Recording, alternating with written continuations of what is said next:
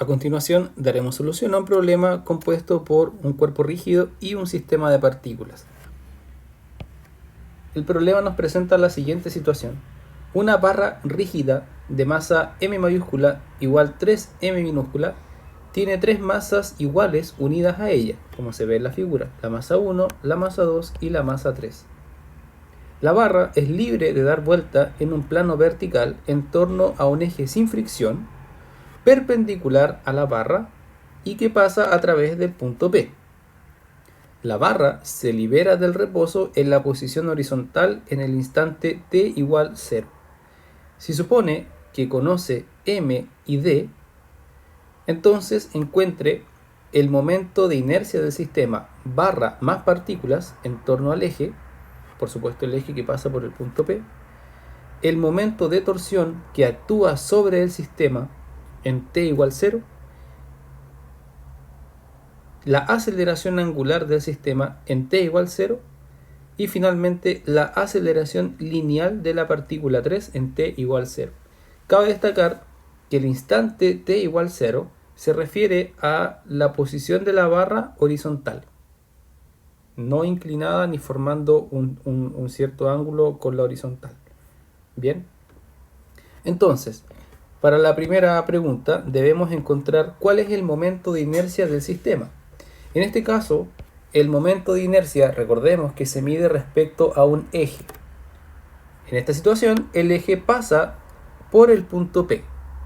Entonces, el momento de inercia es medido respecto al punto P y el momento de inercia de este sistema, compuesto por la barra y las partículas, es el siguiente.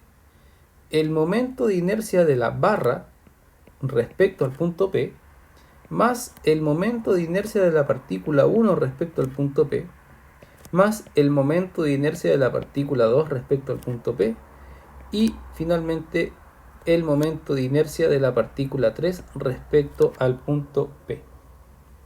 Entonces, vamos a calcular primero el momento de inercia de la barra respecto al punto P. Como podemos ver acá en la figura, el punto P está ubicado a una cierta distancia de la masa 3 y por supuesto de la masa 2. Entonces, podemos ver que este punto P no está ubicado en el centro de masa de la barra. Estamos trabajando con una barra rígida uniforme. Esto significa que el centro de masa de esta barra está precisamente en el centro geométrico de la misma. Por tanto, como el eje ahora está desplazado una cierta distancia respecto al centro de masa, para calcular el momento de inercia de la barra respecto al punto P, vamos a emplear el teorema de Steiner. Y el teorema de Steiner nos dice que este momento de inercia respecto al punto P corresponde al momento de inercia de una barra respecto al centro de masa, más la distancia o la masa por la distancia que le vamos a llamar x al cuadrado, donde esta distancia x corresponde a la distancia de separación entre un eje que pasa por el centro de masa y el eje que pasa por el punto P. Si vemos acá en la figura, esta distancia es 2/3 de d, por tanto, esta distancia que hay aquí corresponde a 1/3 de d, y esta es nuestra distancia x, la distancia entre el eje que pasa eventualmente por el centro de masa y el eje que pasa por el punto P. Entonces, el momento de inercia de una barra es 1/12 por la masa de la barra, m mayúscula, por el largo de la barra. En términos de los valores indicados en la figura, el largo de la barra es 2 veces d. Por tanto, nos queda 2d al cuadrado más la masa por x al cuadrado, donde x es igual a d tercios. Y esto al cuadrado. Entonces, acá el momento de inercia de la barra respecto al punto P nos queda 4/9 de m por d al cuadrado.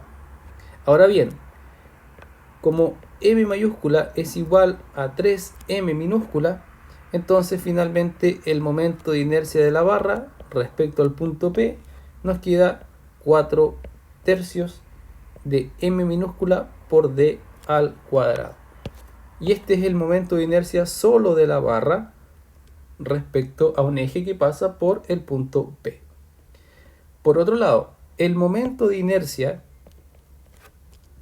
de la partícula 1, bien, se calcula a partir de la expresión del momento de inercia para una partícula, es decir, el producto de la masa de la partícula por la distancia que hay del eje a la partícula. La distancia que hay desde la partícula 1 al eje que pasa por el punto P corresponde a 1/3 de d más esta distancia d. Entonces toda esta longitud corresponde a la distancia que hay desde el eje de giro a la partícula 1. Es decir, la masa de la partícula es m por la distancia que hay desde el eje a la partícula, que sería d más d tercios. Y esto nos da como resultado 16 novenos de m por d al cuadrado. Hacemos lo mismo con el momento de inercia de la partícula 2 y como vemos de la figura, la partícula 2 se encuentra a una distancia equivalente a 1/3 de esta distancia d. Por tanto nos queda la masa de la partícula 2, que es exactamente la misma masa de la partícula 1, por d tercios al cuadrado. Y esto es 1/9 de m por d al cuadrado. Y finalmente hacemos lo mismo con el momento de inercia de la partícula 3, donde la distancia que hay de la partícula 3 al eje de giro es 2/3 de d. Por tanto nos queda la masa por 2/3 d al cuadrado.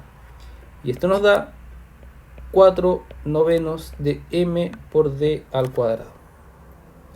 Entonces, como tenemos los momentos de inercia de la partícula 1 respecto al punto P, de la partícula 2 respecto al punto P y de la partícula 3 respecto al punto P, ahora solamente basta con sumar estos momentos de inercia para tener el momento de inercia de todo el sistema respecto al eje que pasa por el punto P.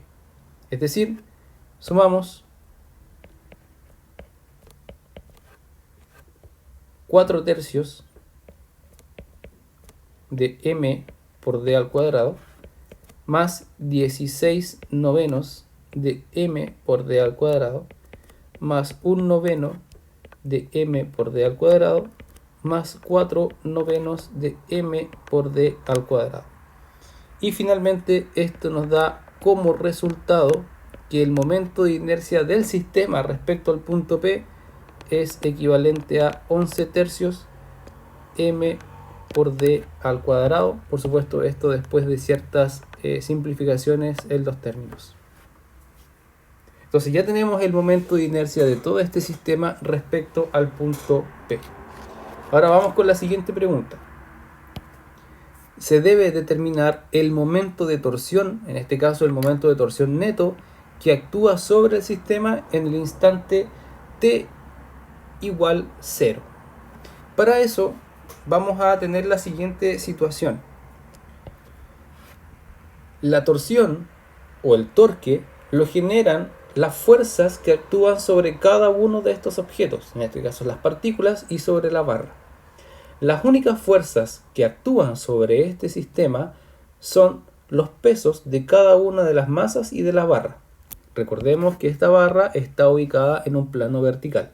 Por tanto, tenemos el peso de la partícula 1, que es mg. Tenemos el peso de la partícula 2, que también es mg. El peso de la partícula 3, que es el mismo, porque todas las masas son iguales. Y además, en el centro de masa, que coincide con la posición de la partícula 2, tenemos el peso de la barra. Entonces, además acá tenemos m mayúscula por g. Por tanto, debemos calcular cuál es el torque que realiza cada una de estas fuerzas respecto al eje que pasa por el punto P. Entonces, si planteamos la ecuación, tenemos que la suma de los torques respecto al punto P, vectorialmente, es igual al torque realizado por o sobre la partícula 1 más el torque realizado sobre la partícula 2 sobre la partícula 3 y finalmente sobre la barra. Entonces, el torque realizado sobre la partícula 1 corresponde, como la distancia que hay desde el eje a la barra es una distancia perpendicular a la fuerza, solamente nos basta con conocer cuánto es esta distancia. Y esta distancia se multiplica por la fuerza. Ahora, si el torque realizado por esta fuerza va en sentido antihorario, el torque es positivo, y si el torque realizado por tal fuerza va en sentido horario, entonces el torque es negativo. Si vemos en esta figura, respecto al punto P, el torque realizado por el peso de la partícula 1 es un torque que va en sentido antihorario, por tanto el torque va a ser positivo. Entonces tenemos acá que el torque sobre la partícula 1 va a ser el peso por la distancia que hay desde el punto P a la partícula 1, y como ya habíamos trabajado anteriormente, esta distancia es igual a 1/3 de d más esta distancia d. Por tanto nos queda d más d tercios, o 4/3 de mg por d, un torque positivo. Vectorialmente este torque está apuntando perpendicular al plano formado por la barra, pero lo que nos interesa en este caso es el signo de este torque. El torque realizado por la partícula o sobre la partícula 2 es igual al peso de la partícula por la distancia que hay a la partícula respecto al eje de giro. Por supuesto, esta distancia corresponde a esta distancia x, que es d tercios. Entonces nos queda d tercios. Y el torque también es positivo, porque el torque realizado sobre la partícula 2 va en sentido antihorario. Así que esto nos queda 1/3 de mg por d. El torque es positivo, insisto, porque respecto al punto P, el torque que realiza el peso va en este sentido antihorario, y eso se define como un valor positivo. Por otro lado, tenemos el torque realizado sobre la partícula 3. Respecto al punto P, la partícula 3 está ubicada a una distancia 2/3 de d. Sin embargo, respecto al punto P, este peso realiza un torque en sentido horario. Esto implica que el torque realizado por la masa o por el peso sobre la masa 3 es un torque negativo, y la distancia es 2d tercios. Entonces nos queda acá que el torque realizado sobre la partícula 3 es menos mg por 2d tercios. Así que en definitiva va a ser menos 2/3 de mg por d. Y finalmente debemos calcular cuál es el torque de la barra.